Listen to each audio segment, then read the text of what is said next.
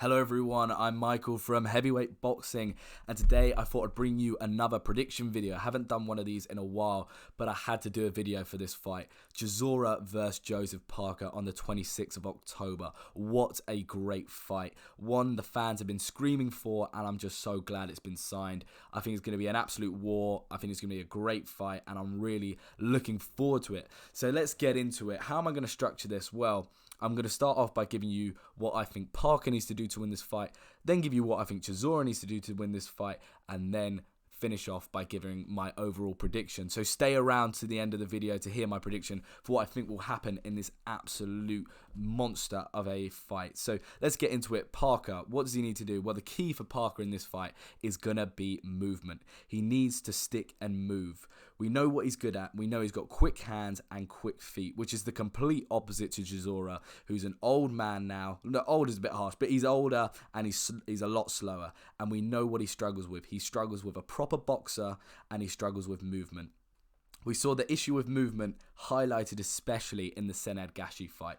Gashi, obviously, that was an absolutely awful fight, and I'm never going to go back and watch that. But what that fight did show us was when a fighter moves against Chisora, Chisora just struggles. If they're not coming to fight, if they're not coming to war with him, he's got no plan B. And then if you add a fighter who can move and box, then you're going to cause Chisora a lot of problems. Obviously, Gashi was able to move, but not capitalize on the frustration he was causing Chisora. A fighter who was able to do this and made a younger Chisora look absolutely bang average was obviously the main man, the Gypsy King, Tyson Fury. So if you go back and watch those fights, Tyson Fury absolutely jabbed his head off, moved, and was very effective against Chisora. As I said before, Chisora's fighting style is very one-dimensional. There's no plan B. He's not going to suddenly start trying to box you and, ducking and weaving or whatever and floating like a butterfly. No, he's going to come to war. He's going to come to brawl. So his fighting style is actually completely useless against a fighter who doesn't want to engage and doesn't want to scrap, but rather box against him. And we saw that not so much in the Senad Gashi fight, but we saw that Gashi, when he didn't want to engage, Chisora became absolutely useless. So this is why also we see Chisora in all of his press conferences trying to wind up his opponent so much. This is why in the White fight, or was it the first fight? Yeah, he threw a fucking table at White. And there's a reason he does that. There's a reason why he was doing all that, you're fucking me with no Vaseline and riling everyone up. It's because he wants people to hate him. He wants his opponent to go, oh, you know what? I want to fucking hurt this Del boy, right? And then they come and they turn it into a street fight, which just favors Chisora perfectly. So Parker does not want to stand and trade with Chisora. That's what he does best. Chisora has mastered the art of fighting in a phone box. So what he needs to do is keep light on his feet, keep pumping that jab, keeping it, maybe doubling up on the jabs, 1-2s, moving out, coming in and out of range, and just stay off those ropes as well. That's another key. I wish someone had told Spilker that. Fucking hell.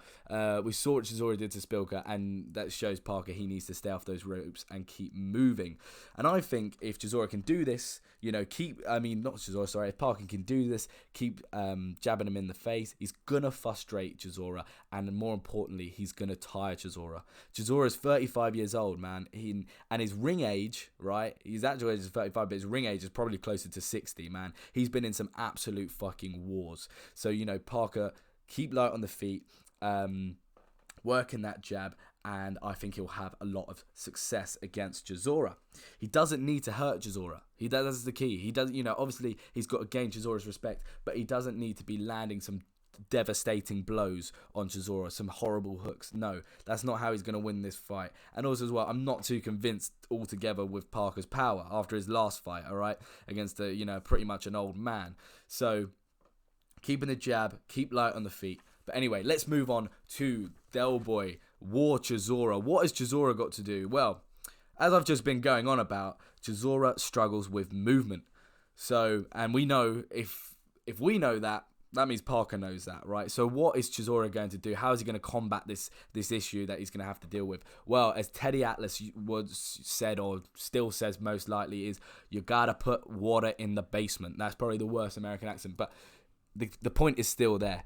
You've got to work the body. Chisora needs to go to the body and work that body. And not towards the end of the fight, not in the middle of the fight, no, from the fucking bell. As soon as that bell goes, he needs to get on Parker and start working that body early. Because what that will do, that will take away Parker's legs. That will stop him moving, and that will get him a lot more flat-footed. We saw, even recently, right, how effective this is in the Campbell versus Lomachenko fight. Campbell early on was working Lomachenko's body, and by the late rounds, Lomachenko was not looking high-tech Lomachenko anymore.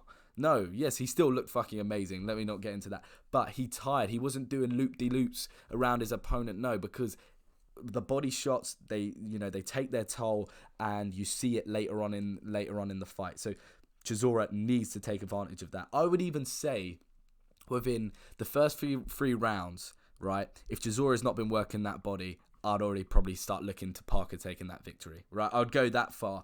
And if he can do that, though, if he can work the body from early on and throughout the fight, I think it's going to really favour Chisora and turn this fight into a fight that suits Chisora, because he's not going to be moving, Parker's not going to be moving, and then we can turn it into a lovely little scrappy brawl that Chisora likes to do. Then we can start to see Chisora push him onto the ropes, hitting him on the ropes, dropping them absolute mean hooks that we saw Chisora do throughout his whole career, but especially in that Spilka fight, bobbing, bang, bang, huge hooks to the body, hooks to the head, and then also if you've got him flat-footed and you've got him on the floor, not on the floor, sorry, on the ropes and steel and in a foam box, then you can start to turn it into a Chisora fight by roughing Parker up.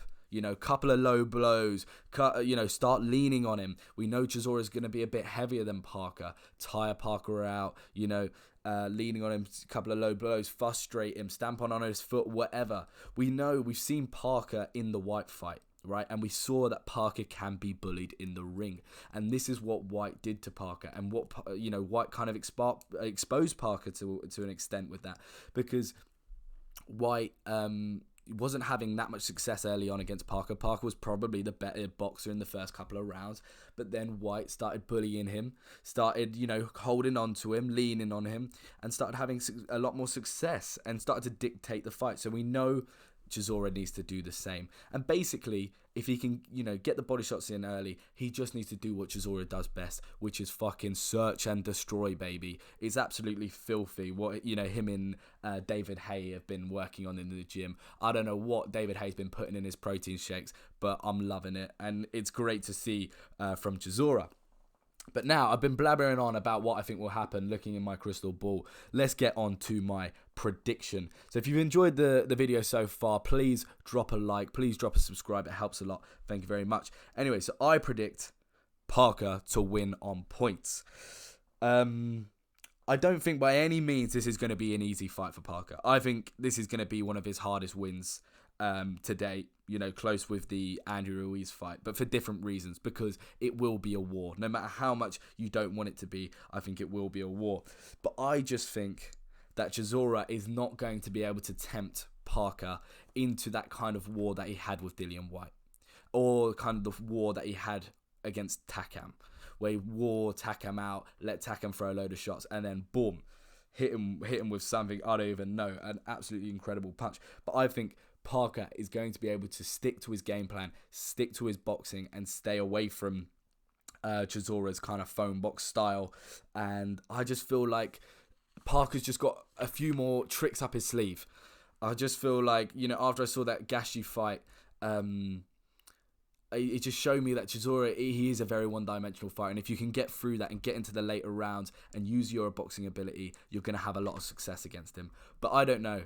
I'm not sure. It's a very difficult one to call, but that's my prediction. I feel like Parker's got good enough chin as well to deal with some of those hooks from Chisora, and I think if it goes to a points decision, you've got to say Parker's going to have the better opportunity, the better chances. He's just in regards as a boxer, he is a better boxer in my opinion. But anyway, that's been my video. That's my prediction for this fight.